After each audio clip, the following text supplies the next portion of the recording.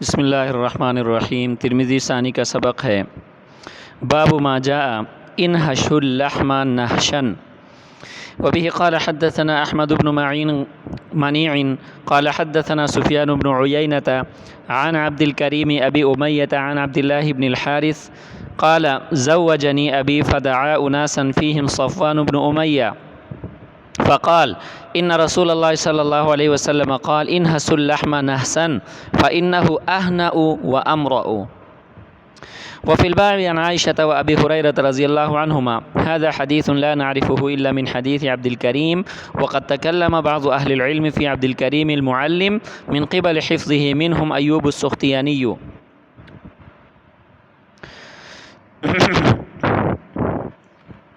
باب ما جاء انحش اللحم نحشا. انحشو یہ امر کا صیغہ ہے، نحشا ینحشو اس کا باب آتا ہے، نحشن مصدر آتا ہے۔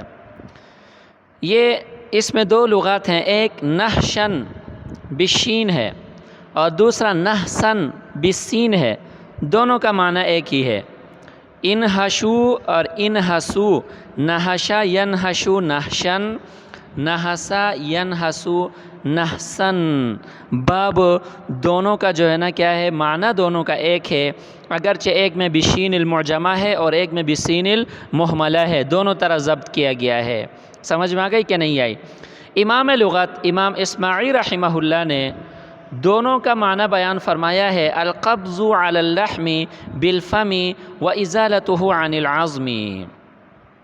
القبض علی اللحم بالفم وازالته عن العظم، کہ ہڈی کے اوپر لگے ہوئے گوشت کو دانتوں سے کاٹ کر ہڈی سے الگ کر کے کھانا۔ سمجھ میں آ گئی کہ نہیں؟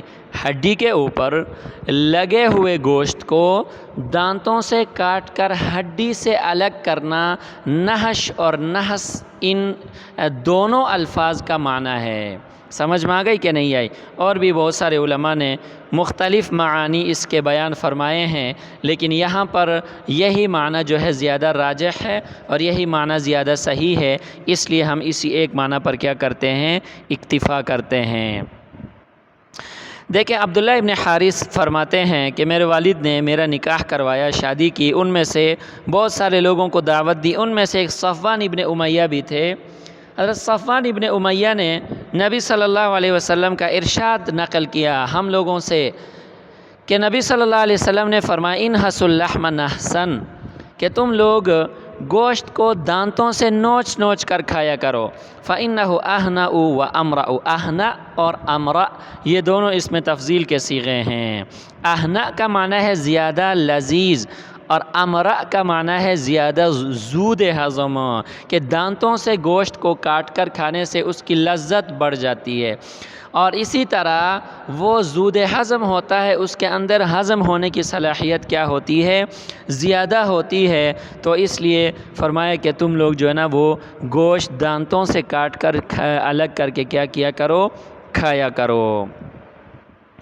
اچھا جی، اگلا جو باب ہے، باب ما جاء عن النبی صلی اللہ علیہ وسلم من الرخصۃ فی قطع اللحم بالسکین وبه قال حدثنا محمود بن غیلان قال حدثنا عبد الرزاق قال حدثنا معمر عن الزهري عن جعفر بن عمرو بن أمية الضمري عن أبيه أنه رأى النبي صلى الله عليه وسلم احتز من كتف شاة فأكل منها ثم مضى إلى الصلاة ولم يتوضأ۔ اچھا جی،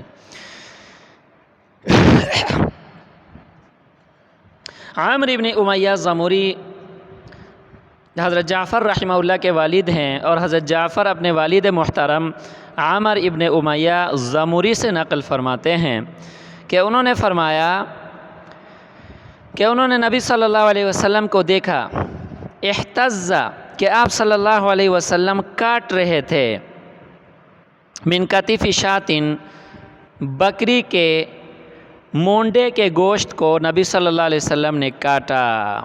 اچھا، احتز یہ احتزاز سے ہے، اور احتزاز کہا جاتا ہے قطع الشیء بسکین، چھری سے کسی چیز کو کاٹنا، چھری سے کسی چیز کو کیا کرنا، کاٹنا۔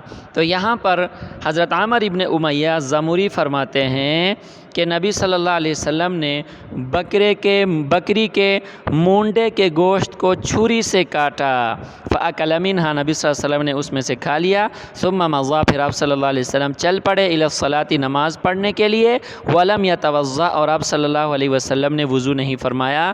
هذا حدیث حسن صحیح وفی الباب عن المغیرة بن شعبة رضی اللہ عنہ۔ اچھا جی، بعض روایات سے گوشت کو چھری سے کاٹنے کی ممانعات معلوم ہوتی ہے۔ جواز بیان فرمانے کے لیے امام ترمذی رحمۃ اللہ علیہ نے یہ باب منعقد فرمایا ہے کہ گوشت کو چھری سے کاٹنا جو ہے نا وہ کیا ہے، جائز اور صحیح ہے۔ اور حقیقت میں امام ترمذی رحمہ اللہ کا جو مقصود ہے وہ بعض اصحاب ظواہر پر رد کرنا ہے۔ بعض اصحاب ظواہر کے نزدیک گوشت اور روٹی کو چھری سے کاٹ کر جو ہے نا وہ کھانا جائز نہیں ہے۔ سمجھ میں آ گئی کہ نہیں آئی؟ بہرحال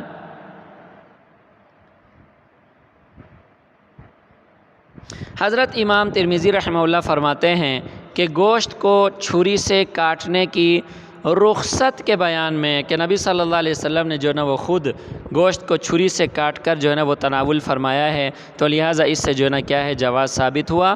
لیکن مستقلاً اس کو عادت بنانا نہیں چاہیے، جس طرح کے اوپر روایت گزری ہے کہ دانت سے جو ہے نا اس کو کاٹ کر کھانے سے وہ زود ہضم بھی ہوتا ہے اور اس کے اندر لذت بھی جو ہے نا وہ کیا ہوتی ہے، زیادہ ہوتی ہے۔ چھری سے گوشت کو کاٹنے کی صورت میں اس کے مختلف نقصانات ہوتے ہیں۔ چھری جو ہے نا وہ ہاتھوں کو لگنے کا خطرہ ہوتا ہے۔ بسا اوقات بچے ساتھ بیٹھ کے کھانا کھا رہے ہوتے ہیں، کوئی بچہ چھری اٹھائے گا، اس سے اپنے ہاتھوں کو زخمی کرے گا۔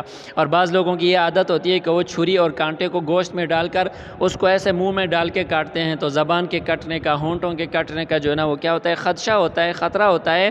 چھری کے نقصانات جو ہے نا وہ کسی نہ کسی حد تک ہوتے ہیں، تو اس لیے احتیاط اسی میں ہے کہ چھری سے جو ہے نا وہ گوشت وغیرہ کاٹ کر نہ کھایا جائے۔ ہاں، اگر احتیاط پر عمل کرتے ہوئے اگر چھری سے گوشت وغیرہ کاٹ کر کھایا جائے تو اس میں کوئی مذائقہ نہیں ہے، اس میں کوئی شرعی قباحت اور منع اور نہی اس میں کیا ہے، نہیں ہے۔ تو امام ترمذی رحمۃ اللہ علیہ نے اس باب میں خود نبی صلی اللہ علیہ وسلم کے عمل کو نقل فرمایا کہ نبی صلی اللہ علیہ وسلم سے خود سکین سے، چھری سے گوشت کاٹ کر کھانا ثابت ہے، تو لہٰذا چھری سے گوشت جو ہے نا وہ کاٹ کر کھانا یہ جائز ہے اور صحیح ہے، اور اس میں کوئی شرعی قباحت نہیں ہے۔